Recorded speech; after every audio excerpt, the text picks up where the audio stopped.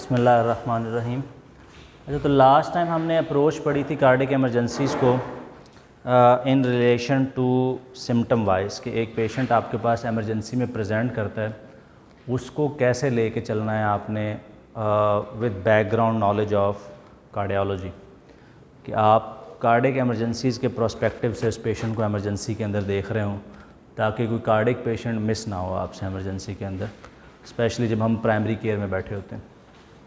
तो हमने अप्रोच पढ़ी थी चेस्ट पेन की, कि हमने चेस्ट पेन को अप्रोच कैसे करना है, एसओबी को अप्रोच कैसे करना है, पैल्पिटेशन को अप्रोच कैसे करना है और सिंकपी को अप्रोच कैसे करना है। तो इसमें जो ज़्यादा फोकस हमने लास्ट टाइम किया था वो चेस्ट पेन और एसओबी पे थोड़ा सा हमने फोकस किया था। पैल्पिटेशंस और सिंकपी हमने रहता था अभी वाला पर्सपेक्टिव हमारा जो है ना, उसको देखने वाला जो। तो थोड़ा सा अभी हम डिस्कस करेंगे पैल्पिटेशंस और सिंकपी को पहले, और फिर हम हार्ट फेलियर स्टार्ट करेंगे।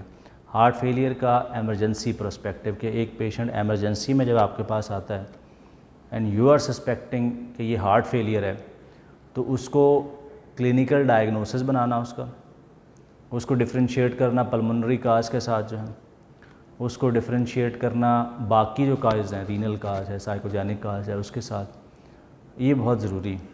जैसे मोस्ट ऑफ द टाइम हम देखते हैं कि एक पेशेंट शॉर्टनेस ऑफ ब्रेथ के साथ आता है, हम शॉर्ट सी हिस्ट्री लेते हैं और हम उसका COPD बना के नेबुलाइजेशन स्टीराइड देते हैं, लेटर ऑन पेशेंट की कंडीशन वर्स होती है। क्यों? Patient was actually in heart failure. तो ये जो करेक्ट डायग्नोसिस है, इसका बनना बहुत ज़रूरी है, ताकि आप कॉन्फिडेंट खड़े हों कि हमने ट्रीट किसको करना है और किस तरह से करना है। ये भी बड़ा ज़रूरी है, क्योंकि बाज़ औक़ात एक पेशेंट COPD का है, वो इन्फेक्टिव वर्सनिंग के साथ आया, वो डिहाइड्रेटेड होता है। हार्ट फेलियर का पेशेंट जो होता है वो most of the times overload की स्टेट के अंदर होता है।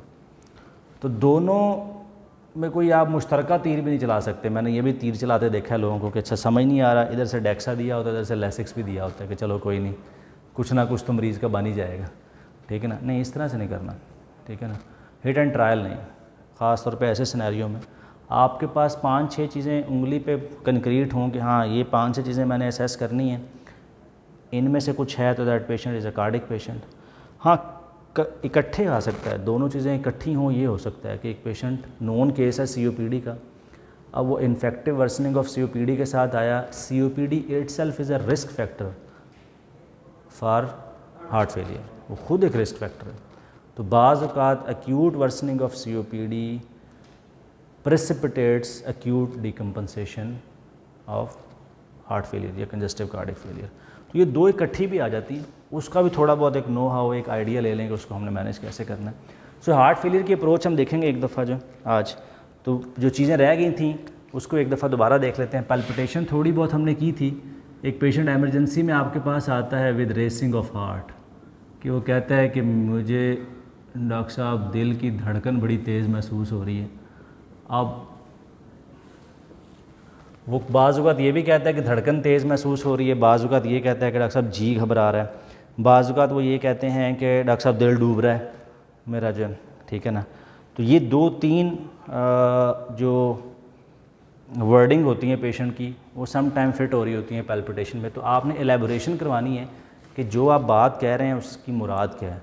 आया उससे मुराद ये है कि आपको दिल की धड़कन महसूस हो रही है, या दिल तेज़ धड़कता महसूस हो रहा है, या दिल बेतरतीब धड़कता महसूस हो रहा है, ठीक है ना। ये तीनों सवाल आपने एक ही गो में करने हैं, ताकि आपको आइडिया हो कि what does the patient mean. बाज़ औक़ात नाजिया वाली फीलिंग को भी पेशेंट ऐसे ही कहते हैं कि डॉक्टर साहब दिल ख़राब हो रहा है, धड़कन तेज़ हो रही है, बेचैनी आ रही है, ठीक है ना, मरने वाले हालात हुए होंगे। तो स्वे Nazia can present like that, palpitation can present like that. तो ओवरऑल देखने में पेशेंट आपका उसी तरह का होगा, थोड़ा सा स्वेटी होगा, थोड़ा सा एंशियस होगा पेशेंट आपका जो, और आप पल्स पे उसके हाथ रखेंगे। यूजुअली टेकी में आ सकता है, ब्रेडी में भी आ सकता है। ब्रेडीरिथमियास का पेशेंट भी आपके पास प्रेजेंट कर सकता है, कहते वो यही है कि दिल डूब रहा है हमारा, ठीक है ना, धड़कन महसूस हो रही है हमको जो, ठीक है ना। लेकिन मोस्ट कॉमन प्रेजेंटेशन जो पैल्पिटेशंस जिसको प्रेजेंट कर रहा होता है वो टैकीरिथमिया से, कि पेशेंट आपके पास टैकीकार्डिक होता है उस वक्त जो। तो अभी हमने एक 2-3 लाइनर अप्रोच पिछली दफ़ा डिस्कस की थी कि एक पेशेंट टैकीरिथमिया का आता है तो आपने उसके साथ क्या करना है। तो पैल्पिटेशंस का पेशेंट आपके पास आया है, हिस्ट्री में 3-4 चीज़ें क्या पूछेंगे that are mandatory to ask. ताकि आपको आइडिया हो कि whether these palpitations are benign और मलिग्नेंट। ये बिनाइन है या ख़तरनाक है, बिनाइन और नॉट। एक सिंपल पेशेंट एंशियस भी तो हो सकता है ना। मोस्ट कॉमन जो हम प्रेजेंटेशन बनाते हैं एंजाइटी न्यूरोसिस की, कि एंशियस है पेशेंट, थोड़ा घबरा गया पेशेंट, उसकी वजह से धड़कन तेज़ होगी, वो बनाना चाह रहे हैं या कुछ और बनाना चाह रहे हैं। तो you know what to ask to say that these palpitations are dangerous और नॉट। क्या सवाल करेंगे उसके लिए आप जो रेड फ्लैग साइंस क्या होता है इसके? यस, एक सवाल आप ये कर सकते हैं कि सर लॉस ऑफ कॉन्शियसनेस है या नहीं है।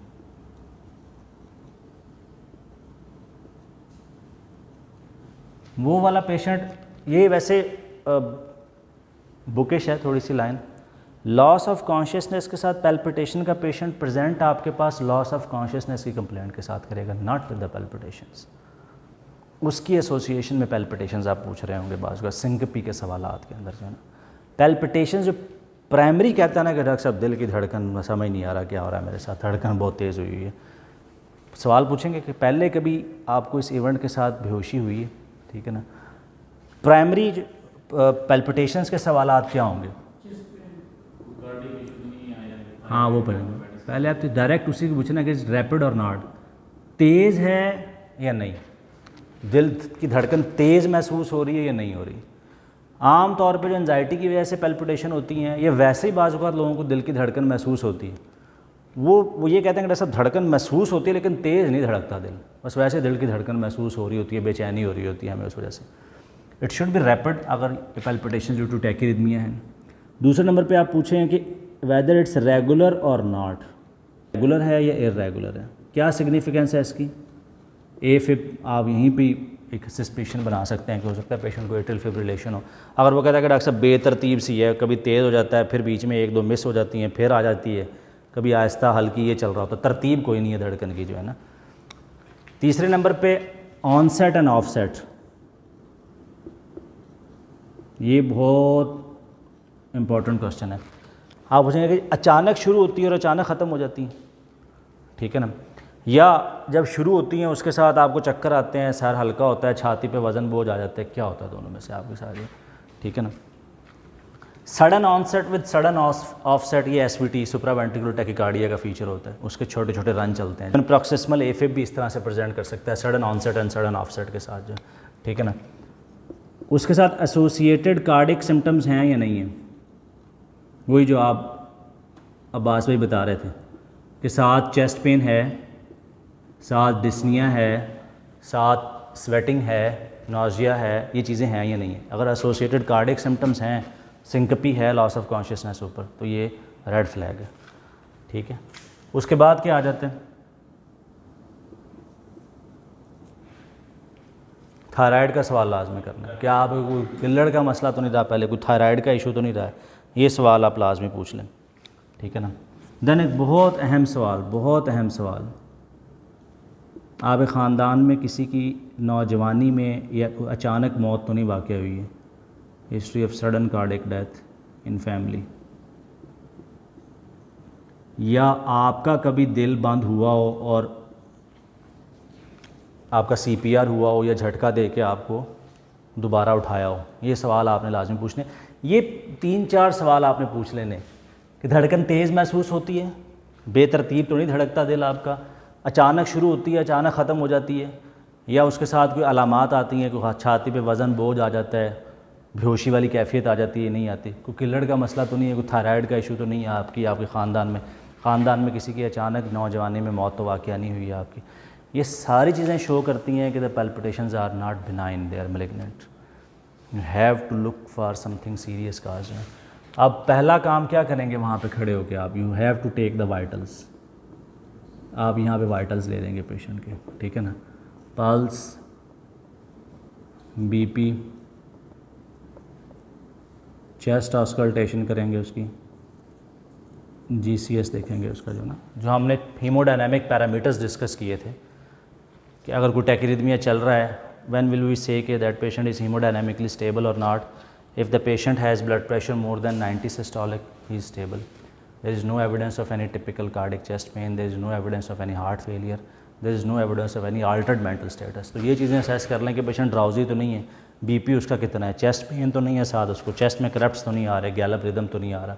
4 चीज़ें उसी वक्त कर लें। ये मेन चीज़ें जो आपको चाहिए ये कर लेनी है आपने इस वक्त। बीपी देख लें, पल्स देख लें उसकी, पल्स से आपको आइडिया हो जाएगा कि रेगुलर है, इरेगुलर है, फास्ट है, रेट कितना है उसका। बीपी से आइडिया हो जाएगा इस वक्त बीपी कितना चल रहा है। चेस्ट ऑस्कल्टेशन से आइडिया हो जाएगा फेलियर में तो नहीं है। इसी तरह सैचुरेशन भी देख लें, रिस्पायरेटरी रेट भी देख लें उसका जो GCS उसका देख लें कि ड्राउजी तो नहीं हो रहा पेशेंट आपका जो। ये करने के बाद फ़ौरन से आप उसकी ECG अटैच कर देंगे, ECG या कार्डिक मोनीटर या चेस्ट इलेक्ट्रोड्स वो। So you have attach the ECG।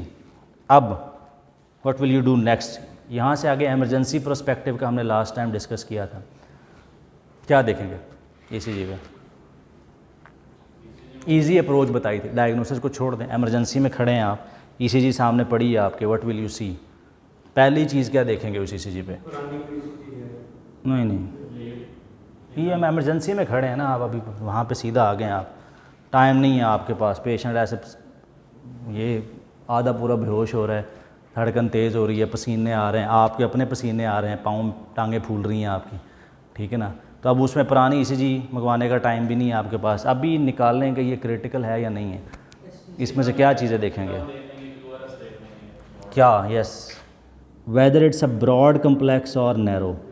Last time भी यही बताया था, ब्रॉड वर्सेस नैरो। इसके लिए आपको कोई ECG सीखने की ज़रूरत नहीं, इतना तो बंदे को आइडिया होता है कि QRS मोटे हैं या पतले हैं, 3 स्मॉल स्क्वायर से बड़े हैं या नहीं। If the QRS are broader than 3 small square they are broad, if they are narrow वो नैरो। ब्रॉड वर्सेस नैरो, पहली चीज़ आपने ये देख ली, ठीक है ना। अगर तो ब्रॉड QRS कम्प्लेक्सेज हैं, हीमोडायनेमिकली भी पेशेंट अनस्टेबल है, ये रेड फ्लैग साइन भी आ रहे हैं उसके पेशेंट के, treat that patient like a VT, ventricular tachycardia, ठीक है। अब आ जाता है नैरो कम्प्लेक्स आपके पास, कम्प्लेक्सेस नैरो हैं। अब क्या देखेंगे? P वेव, कि उसको P वेव आ रही है या नहीं आ रही है, ठीक है ना। आपने P वेव देखी, यस P वेव है पेशेंट की, अब आप सांस में सांस ले सकते हैं, ठीक है। P वेव है, इसका मतलब या तो साइनस टैकीकार्डिया है या मल्टीफोकल एट्रियल टैकीकार्डिया या गोवेंडरिंग पेसमेकर है।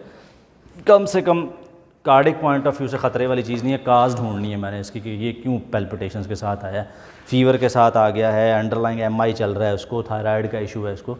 You have to look the underlying cause. Tachyarrhythmia treat करने की ज़रूरत नहीं है फ़िलहाल आपको उसकी जो है। अगर P वेव नहीं है, एब्सेंट है, नेगेटिव है P वेव इसकी, अब what will you do? Regular है या इरेगुलर है? फिर आप ये देखें कि जो QRS कम्प्लेक्सेज हैं, नैरो भी हैं, ये रेगुलर हैं या इरेगुलर हैं। If they are regular then what? It's SVT। If they are irregular then what? It's AFib। Simple हो गया यहाँ तक। अब ये मेरे ख्याल से रिवीजन हमारी इस मामले की पूरी हो गई है। ये एमरजेंसी में पेशेंट मिस नहीं होना चाहिए आपसे। पेशेंट आपके पास आया रेसिंग ऑफ हार्ट के साथ, आपके जिसमें पहला खटका ये लगा कि यार ये कार्डिक तो नहीं है, बिनाइन है या मैलिग्नेंट है। आपने कहा कि भाई आप बेहोश तो नहीं हुए थे पहले कभी इस एपिसोड के साथ, दिल तेज़ धड़कता है, तरतीब से धड़कता है, बेतरतीब धड़कता है, अचानक से शुरू होती है ऐसी एपिसोड और अचानक से ख़त्म हो जाती है, या इसके साथ बाकी दिल की अलामात आती हैं, आपकी छाती में वज़न आता है, सांस ख़राब होता है, पसीने आ जाते हैं आपको हर दफ़ा जो है। तो थायराइड का मसला तो नहीं है पुराना आपको या आपकी फ़ैमिली में, ख़ानदान में किसी की अचानक मौत तो नहीं हुई है, या आपका खुदा न खास्ता अचानक दिल बंद तो नहीं हो गया था कभी इससे पहले जो है, क्या आपको झटका दे के उन्होंने उठाया हो दोबारा या CPR हुआ हो आपका जो। दैन मीनवाइल साइमल्टेनियसली आप ये सवाल पूछ रहे हैं, आपका डिस्पेंसर, आपका नर्स जो है ये चीज़ें देख रहा है साथ आपकी, उसने पल्स भी देख लिया, BP भी देख लिया, आपने चेस्ट ऑस्कल्टेट कर ली, GCS असेस कर लिया, इलेक्ट्रोड्स लग गए साथ, ECG हो गई, ECG पे अब आप खड़े हुए हैं। तो पहली चीज़ क्या देखनी है आपने? Whether it's a broad complex और narrow complex. Simple, broad complex tachycardia है, ऊपर सारा कुछ ख़राब चलता आ रहा है, consider it a VT, proceed. Narrow complex है, देखें P वेव है या नहीं है, अप्रिशिएट नहीं हो रही, डिफ्रेंशिएट नहीं हो रही, 50 हर्ट्ज़ पे चला लें, वैसे 25 पे चल रही होती है ECG, उसको 50 पे चलाएं, बड़े हो जाएंगे सारे कम्प्लेक्सेस। P वेव आप अप्रिशिएट कर लेंगे उसके ऊपर जो। और लीड 2 में रिदम हमने हमेशा लीड 2 में देखना होता है या V1 या V2 में से कोई लीड ले लें आप, जो है ना उस पर आप रिदम असेस कर रहे होते हैं। पी वेव नहीं मिली है आपको, रिदम रेगुलर है, एस पेशेंट को treat that patient like SVT। हाँ सॉरी, रेगुलर है SVT है, रेगुलर नहीं है, इर्रेगुलर आ रहा है, 3 QRS इकट्ठे आ रहे हैं, फिर गैप के बाद 2-3 आ रहे हैं, ठीक है ना। RR इंटरवल इज़ इर्रेगुलर, तो इसमें हम क्या ट्रीट करेंगे, एज एन AFib ट्रीट करेंगे इसको, ठीक है ना। ये कॉमन ये चीज़ें हैं आपके जो है। अब हमने VT का क्या डिसाइड किया था कि वेंट्रिकुलर टाइकार्डिया के साथ क्या करेंगे। हर टैकीरिथमिया पे आपने यही सवाल रखना है कि whether that patient is hemodynamically stable और नॉट, एमरजेंसी में खड़े होके। वही 4 चीज़ें, BP कहाँ पे खड़ा है इसका, ड्राउजी तो नहीं है पेशेंट इस वक्त, चेस्ट में क्रैप्स या गैलप रिदम तो नहीं आ रहा है पेशेंट का इस वक्त, और चौथे नंबर पे क्या था, typical chest pain, cardiac pain तो नहीं हो रही है उसको। 4 चीज़ें हैं, पेशेंट हीमोडायनेमिकली अनस्टेबल है, आपने इसको रिवर्ट करना ही करना है इस रिदम को, जो है ना सीधा कोई 2 राय नहीं उसके अंदर आपकी। उसको डायज़ेपाम या डॉर्मिकम दें और सेडेट करें पेशेंट को और साथ कार्डियोवर्ट कर दें। सिंक्रोनाइज कार्डियोवर्जन करनी है, you will start with 100 joule, 100 joule से आप स्टार्ट करेंगे, देन 200 देंगे, देन 300, देन 360 जाउल जो है, ठीक है ना। अगर एक पेशेंट हीमोडायनेमिकली स्टेबल है आपके पास, वैसे ही घबराहट हो रही है, BP ठीक है, 120 सिस्टोलिक, 120/90 आ रहा है आपके पास जो है, उसका चेस्ट भी साफ़ है, उसकी क्रिस्टल क्लियर छाती साफ़ है बिल्कुल, और बातें भी कर रहा है आपके साथ, इसका मतलब अल्टर्ड मेंटल स्टेटस में तो नहीं है वो, और चेस्ट में भी कोई क्रैप्स नहीं है, ठीक है। BP भी नॉर्मल है उसका, टिपिकल चेस्ट पेन भी नहीं हो रही है उसको, कार्डिक पेन भी नहीं है। अब आ जाती है रेट कंट्रोल या केमिकल कार्डियोवर्जन, उसकी तरफ जाते हैं। VT चल रहा है तो क्या देंगे, ड्रग ऑफ चॉइस अवेलेबल हमारे पास क्या होती है, अमाइड्रॉन।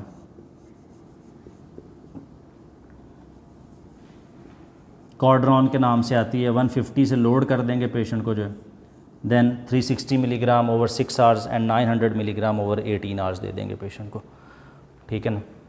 SVT आ जाता है, स्टेबल है पेशेंट हीमोडायनेमिकली। एडिनोसिन अवेलेबल है 6 मिलीग्राम एडिनोसिन पुश, चूँकि उसका कितनी होती है हाफ लाइफ, 15 सेकंड से ज़्यादा की नहीं होती, 15 सेकंड में उसका असर हो जाता है, रिवर्ट कर देता है, इन लेस देन 1 मिनट वो रिदम रिवर्ट करता है। जल्दी से निकाल लें, पुश दे के हाथ लिम्ब एलिवेट कर दें उसका पेशेंट का, ठीक है। नहीं हुआ रिवर्ट 12 मिलीग्राम रिपीट करें, नहीं हुआ रिवर्ट 12 मिलीग्राम फिर रिपीट करें। द ओनली कंट्राइंडिकेशन इज़ ब्रोंकोस्पैज़म, कि पेशेंट को ब्रोंकोस्पैज़म ना हो, ठीक है ना उस वक्त। इर्रेगुलर है, देन AFib के अंदर अब हमारे पास आ जाती हैं 2-3 चीज़ें। If the patient presented to you with atrial fibrillation के 3 कंपोनेंट है जिस पे आपने बैकग्राउंड नॉलेज आई है। हीमोडायनेमिकली अनस्टेबल आया फिर तो कार्डियोवर्ट कर देना है आपने, लेकिन हेपरनाइज करना है पहले पेशेंट को।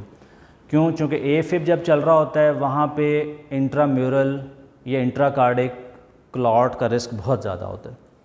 तो जैसे ही आप रिदम रिवर्ट करते हैं, क्लॉट डिसलॉज होता है और सिस्टेमिक एम्बोलाइजेशन होती है, स्ट्रोक का रिस्क या कहीं और साइड के ऊपर इस्कीमिया का रिस्क जो है वो बढ़ जाता है। उसके साथ जो एक्यूट मेजेंटेरिक इस्कीमिया हो सकता है, स्ट्रोक हो सकता है पेशेंट को, anything that happen, acute limb ischemia हो सकता है। तो आप हेपरनाइज करेंगे पेशेंट को, रिवर्ट कर देंगे अगर हीमोडायनेमिकली अनस्टेबल है। अगर हीमोडायनेमिकली स्टेबल आया है पेशेंट आपके पास, अब आपने डिसाइड करना है कि इसका रिदम रिवर्ट करना है मैंने या इसका रेट कंट्रोल करना है मैंने।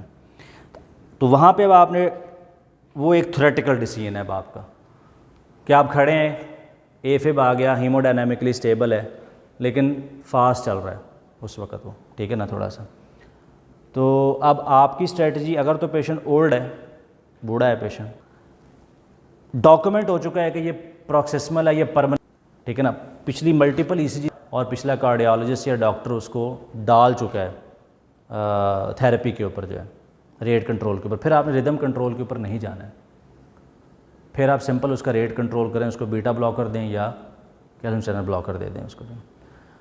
अगर नया पेशेंट है, यंग पेशेंट है आपके पास, अभी आपने देखा है AFib चल रहा है, ठीक है ना, साथ आप उसकी काजेज़ भी जहन में रखें कि AFib की काजेज़ क्या होती हैं, एक्यूट AFib की, उसको रूल आउट करते जाएँ, पूछते जाएँ। जो जैसे alcoholism is one of the cause, binge drinking की, उसके बाद आ गया रिदम इर्रेगुलर हो गया, अब आपको समझ आ गई है कि ये कुछ लेके आए। इसी तरह कोकेन के साथ पेशेंट आ जाए।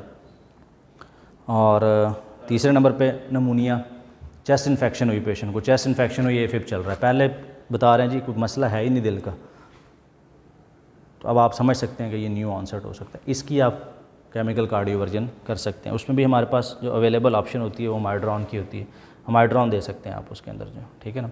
लेकिन on the safer and don't go for cardioversion in stable एफिब, don't go for that. अगर पेशेंट हीमोडायनामिकली स्टेबल है तो आप कार्डियोवर्जन की तरफ ना जाएं, आप सिर्फ रेट कंट्रोल करें उसका, ठीक है ना। बीटा ब्लॉकर के साथ उसमें मेटोप्रोलोल दे सकते हैं आप 5 मिलीग्राम, ठीक है ना, स्टैट में दे दें, उसके बाद उसको ओरल पर डाल दें, ठीक है ना। अगर रेट उसका नीचे आ जाता है 120, 110, 120 या उससे नीचे आ जाता है तो आप उसको ओरल बीटा ब्लॉकर पर डाल दें, ठीक है ना। रिदम कंट्रोल की तरफ ना जाएं, सिंपल सा एक लिए रखें, आप रेट कंट्रोल के ऊपर रहें। जो साथ एंटीकोएगुलेट कर दें अलबत्ता उसको, हेपरिन 1 cc दे दें, लाजमी दे दें हेपरिन 1 cc जो। तो this is approach for palpitations. ये एमरजेंसी में इतना कि एक नॉलेज लाइफ सेविंग है, इतना अगर नॉलेज है आपके पास तो आप कम से कम पेशेंट आपके हाथ से जाएगा नहीं। हाँ, तब तक आप सीनियर की हेल्प कॉल कर लें, फर्दर जो है वो फिर उनके साथ मिलके मैनेज कर लें आप जो। अगली चीज़ आगे सिंकपी। अब एक पेशेंट आता है कि डॉक्टर साहब चक्कर आया और गिर गया बस अचानक। ये सबसे हॉन्टिंग होता है डॉक्टर के लिए, क्योंकि पेशेंट आए क्या है कि जी बात डेग गया तो बेहोश, ये आए बेहोश आपके पास तो अब इसमें क्या करेंगे? How will you approach a patient that presented to you with history of syncopal attack?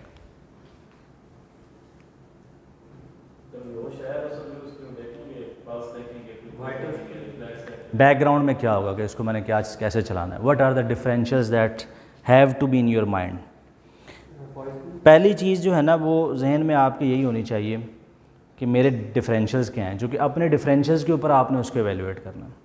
जैसे ये हमने जो लिस्ट इनलिस्ट किया है ये बेसिकली डिफरेंशियल्स को ही इनलिस्ट किया है, उसी के हमने रेड फ्लैग बनाए हैं कि ये तो रूल आउट करूँ ना मैं एक साइड पे, इनमें से तो कुछ नहीं है, अगर इनमें से कुछ है तो फिर मैंने यहाँ पे चलना है, इस तरह से आना है, ठीक है ना।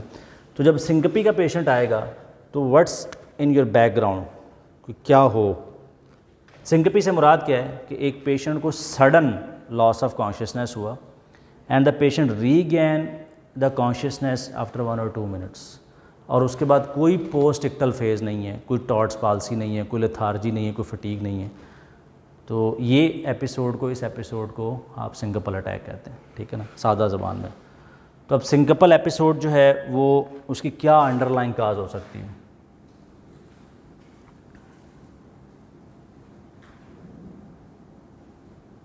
That's either postural, that's either neuro hormonal, इसको आप वेजोवेगल भी कह सकते हैं, दैट्स आइदर कार्डियोजेनिक। अब अगेन हमारे लिए ख़तरा क्या है सिंकपी में? कार्डियोजेनिक। बाकी तो ख़तरे वाली चीज़ें नहीं हैं, पोस्टरल भी है तो पेशेंट मरेगा नहीं, रीहाइड्रेट करें उसका पोस्टरल ड्रॉप ख़त्म करें, भेज दें उसको। अक्सर पेशेंट जो आपके पास यहाँ पे आते हैं पोस्टरल सिंकपी के साथ आते हैं, ठीक है ना। अगर डॉक्टर साहब काम कर रहे थे, काम करते करते अचानक से बेहोश, आपके पास पेशेंट आया 90-60 BP के साथ, आपने पोस्टरल ड्रॉप चेक किया, 20 का पोस्टरल ड्रॉप निकला है, कहानी सीधी होगी, एक साइड पे चलेगी जो, ठीक है ना। या न्यूरो हार्मोनल वाले निकल आते हैं आपके पास पेशेंट कि डॉक्टर साहब ब्लड दे रहा था, अचानक से चक्कर आए, ख़त्म, ठीक है ना। या तपती धूप में निकला, रोशनी में निकला, अचानक से चक्कर आए गया। या फ़्लाइट पे टेक ऑफ हो रहा था, अचानक से प्लेन में चक्कर आया, गिर गया, मैं बेहोश हो गया, फिर थोड़ी देर के बाद मुझे होश आया। कॉमन जो न्यूरो हार्मोनल सिंकपी के होते हैं। Cardiogenic is a dangerous one, इसके रेड फ्लैग्स आपको पता होने चाहिए, ठीक है ना। And what is the differential of syncope? एक डिफरेंशियल जो आपने, बल्कि 2 डिफरेंशियल जो आपने ज़हन में रखने, उनके सवालात करने हैं कि ये सिंकपी ही है या नहीं। बाज़ औक़ात पेशेंट ये भी नहीं बता पाता कि मुझे सिंकपल अटैक हुआ था या नहीं हुआ था, ठीक है ना। आप मरीज़ से पूछते हैं, हाँ डॉक्टर साहब 1-2 मिनट वास्ते मैं बेहोश रहे हैं, फिर मैं उठ के ठीक हो गया था। और अटेंडेंट से पूछते हैं, जी हाँ जी क्या हुआ था? वो कहते हैं कि डॉक्टर साहब पता नहीं है, अजीब सी इसकी शक्ल बनी है, कोई सूंघ रहा था, अजीब सी हरकतें कर रहा था, फिर गिरा है, छटके लगे हैं, फिर आधा घंटा सोया रहा है, आधे घंटे बाद इसको होश आया। पिक्चर बदल गई ना ऑल टुगेदर। मरीज़ को कोई लॉस ऑफ कॉन्शियसनेस है, लॉस ऑफ कॉग्निशन है, लॉस ऑफ मेमोरी है फिट्स के अंदर। मरीज़ कुछ नहीं बता सकता आपको। अगर आप अकेले मरीज़ की बात के ऊपर चलेंगे तो there is more than 90% chance कि आप मिस डायग्नोज कर देंगे। सिंकपी की लॉस ऑफ कॉन्शियसनेस की हिस्ट्री हमेशा फर्स्ट अटेंडिंग से ली जाती है। पेशेंट से भी पूछें, पेशेंट से आप किस चीज़ का पूछेंगे, सिंकपी से पहले वाले इवेंट्स और सिंकपी के बाद वाले इवेंट्स का। जो सिंकपी और सिंकपी के इर्द गिर्द के इवेंट्स हैं वो सारा आपको अटेंडेंट बताएगा, वो पेशेंट नहीं बताएगा। पेशेंट के मुताबिक वो बेहोश हुआ है, उसके बाद उठा है तो ठीक था, वो उसे कुछ भी नहीं था, ठीक है ना। हो सकता है वो आधे घंटे बाद उठा हो, पोस्ट इक्टल फेज भी गुजार के। तो 3 differentials that are keep in your mind, एक सिंकपी है, दूसरा फिट्स हैं और तीसरा TIA है। एक पेशेंट लॉस ऑफ कॉन्शियसनेस के साथ आता है और जो अभी आपके पास चल के आ रहा है, उसको एक एपिसोड हुआ है लॉस ऑफ कॉन्शियसनेस का। The 3 things that have to be in your mind कि या ये सिंकपी है, या ये फिट्स हैं, या ये TIA। इन 3 में से एक है। तीनों की डेफिनेशन में फ़र्क है। आपने पेशेंट से डेफिनेशन उगलवानी है इन तीनों में से किसी एक की। कि एक पेशेंट कहता है कि डॉक्टर साहब अचानक ही मुझे चक्कर से आए हैं, मैं गिर गया नीचे, फिर 1 आधे मिनट बाद मेरी आँख खुल गई, मैंने टाइम देखा, मैं ठीक था बिल्कुल।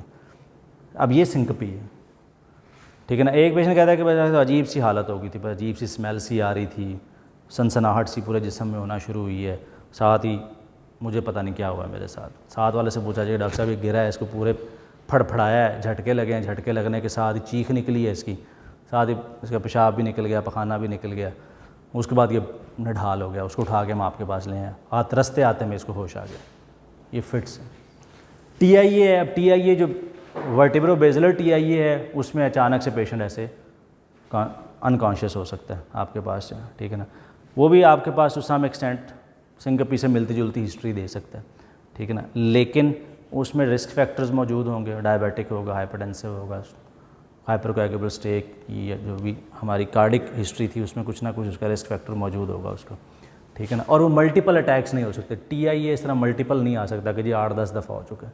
ये बाकी दोनों में हो सकते हैं। सिंकपी का तो बता हो सकता है 2 साल से हिस्ट्री देख रहा है, 2 साल से चल रहा है मेरे साथ मसला ही, ठीक है ना। इवन कार्डिक सिंकपी भी इस तरह से चल सकती है। तो आपने सिंकपी डिफ़ाइन कर ली कि हाँ ये पेशेंट को है सिंकपी, कोई पोस्ट इक्टल फेज़ नहीं थी, कोई ऑरा नहीं था, कोई shaking fit like activity patient को नहीं हुई है, फिट्स आपने इधर निकाल लिए, ठीक है ना।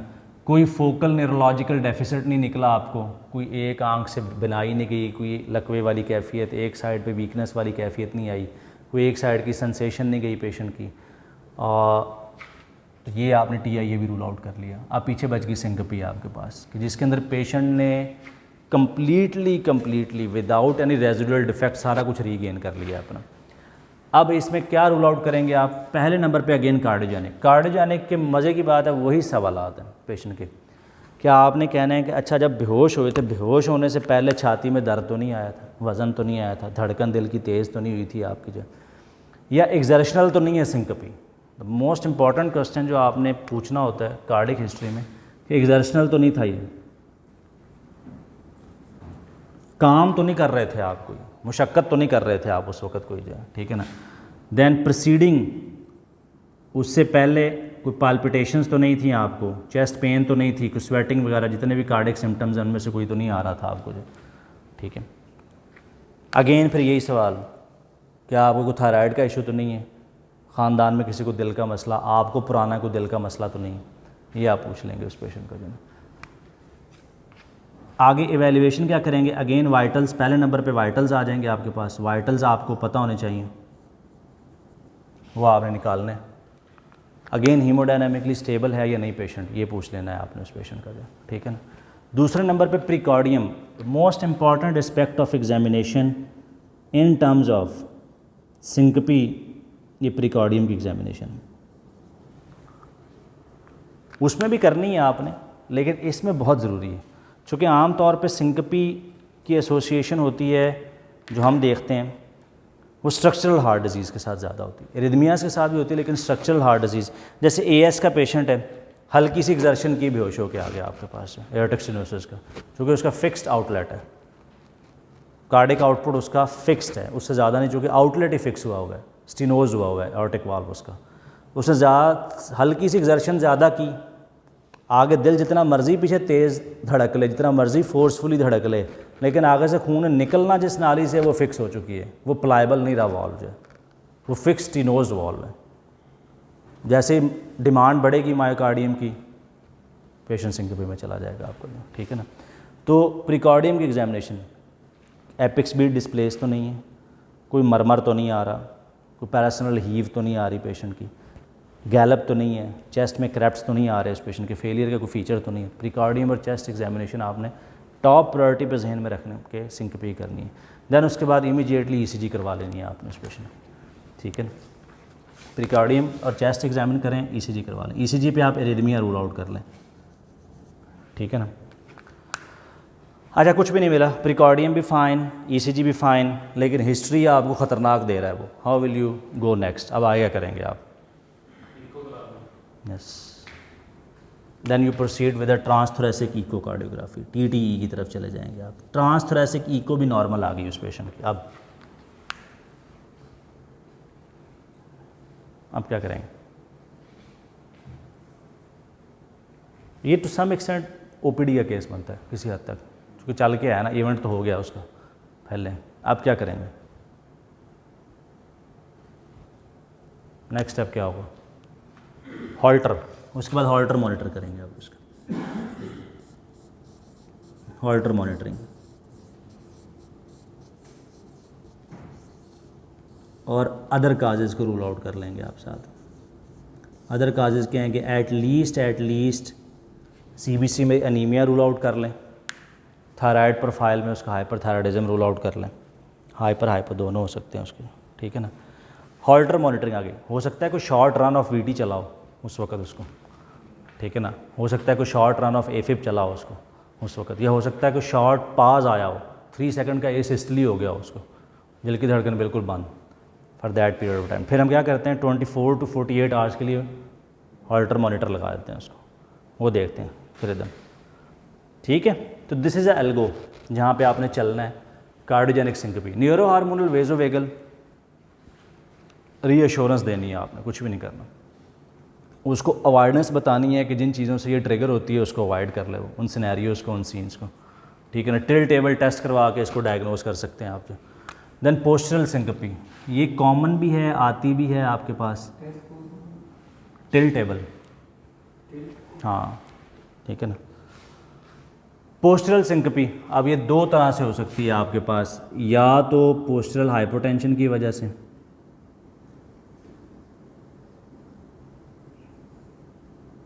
Most commonly due to low blood volume,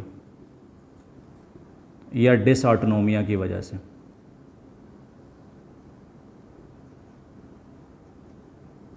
ठीक है ना। अब इसमें डायबिटीज़ एक वजह हो सकती है, स्पाइनल शॉक एक वजह हो सकती है, और एडिसन्स एक वजह हो सकती है इसकी, एंडोक्राइनोपैथीज आ जाती हैं आपके पास इसके अंदर जो है। तो आपने बीपी चेक किया, खड़े करने से बीपी फॉल कर गया उस पेशेंट का ना।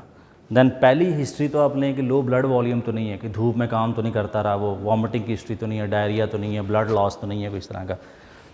रिप्लेस कर दें आप ब्लड वॉल्यूम को अगर आपकी लॉस की हिस्ट्री मिलती।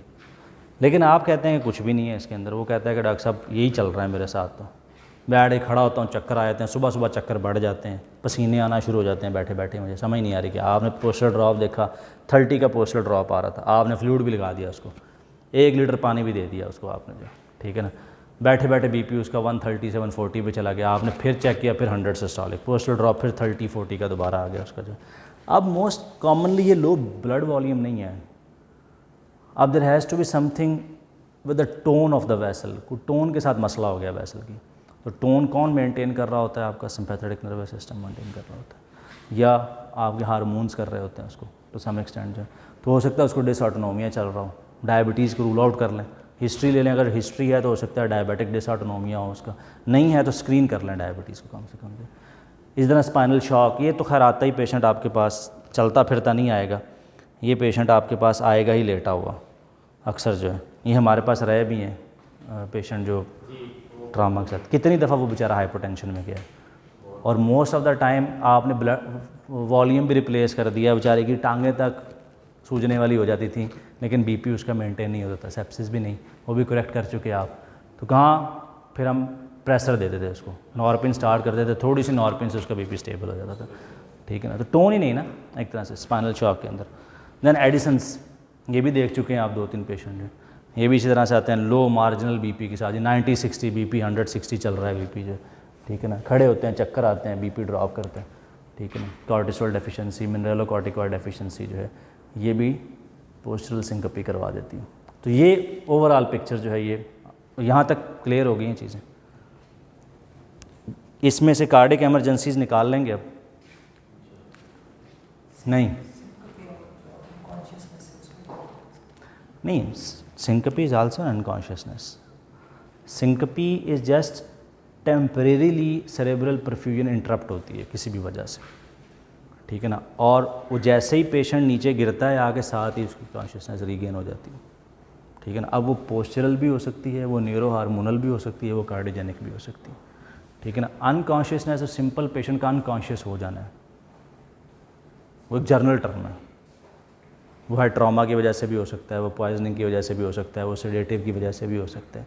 लेकिन ये जो टेम्परेरी है 1 to 2 मिनट के लिए अनकॉन्शियस होना due to temporary interruption in the cerebral perfusion, ठीक है ना, due to one of these 3 cause, this is called सिंकपी।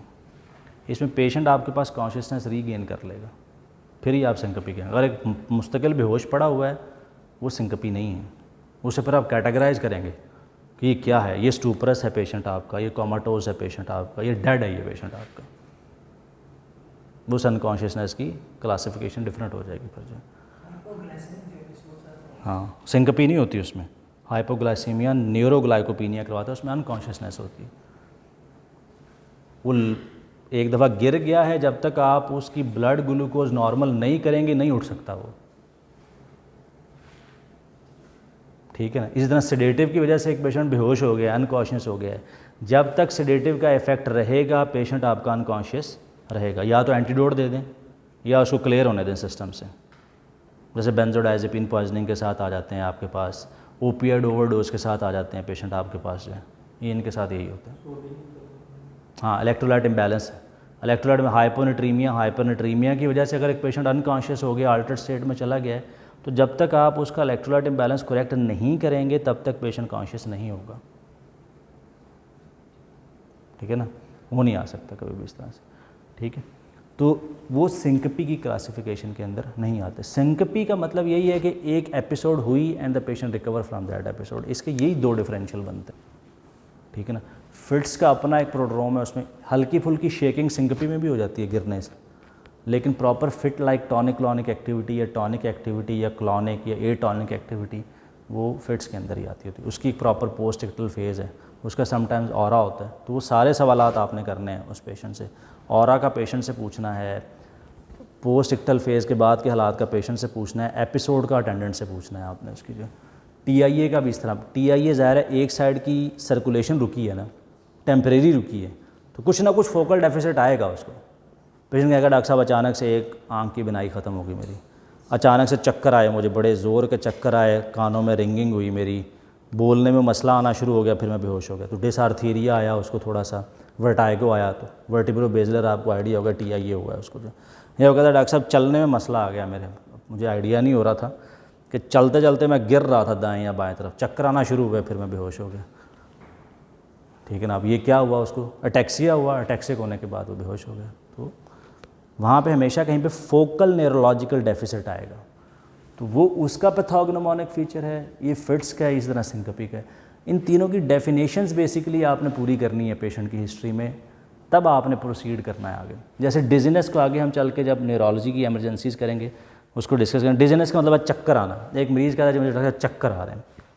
अब चक्कर कितनी तरह के हो सकते हैं, चक्कर का भी एक डिफरेंशियल प्री सिंकपी होता है, सिंकपी नहीं प्री सिंकपी। जो चक्कर कई तरह के हो सकते हैं, ठीक है ना।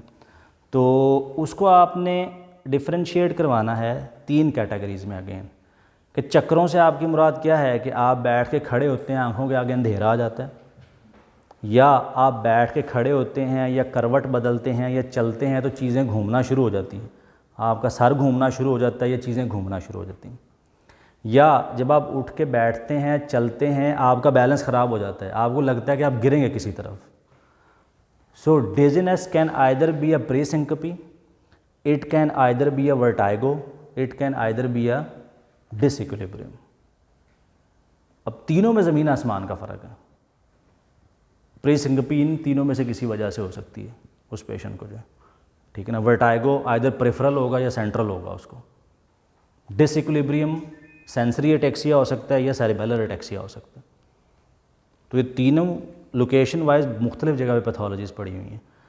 आपकी जस्ट इनिशियल पहली हिस्ट्री लेने से ही आप तसल्ली मैंने चलना कहाँ पे, जो कि अक्सर नहीं करते हैं डॉक्टर साहिबान, और किसी को सर्क लिख दी, किसी को स्टेमेटल लिख दिया, क्योंकि लेके फारग कर दिया, उसने चक्कर का कहा था मुझे, पानी लगा देते हैं, चलो उससे प्री सिंकपी सेट हो जाती है, और डिहाइड्रेशन की वजह से उसको हो रहा था। लेकिन एग्जैक्ट डायग्नोसिस लिखें कि पेशेंट ने डिजीनेस बोला है, dizziness is not a diagnosis, dizziness is not even a presenting complaint. आपने पूछना है कि भाई what do you mean by dizziness, कहने से क्या मुराद है आपकी डिजीनेस में, चक्करों से क्या मुराद है। जैसे हमने उधर कहा कि पैल्पिटेशन से क्या मुराद है, उससे पूछें कि तेज़ धड़क रहा है दिल या नहीं, बेतरतीब धड़क रहा है दिल या नहीं, ठीक है ना, अचानक से शुरू हो रहा है, अचानक से ख़त्म हो रहा है या नहीं, साथ बाकी सिम्टम्स आ रहे हैं, वो सारी की सारी चीज़ें जो।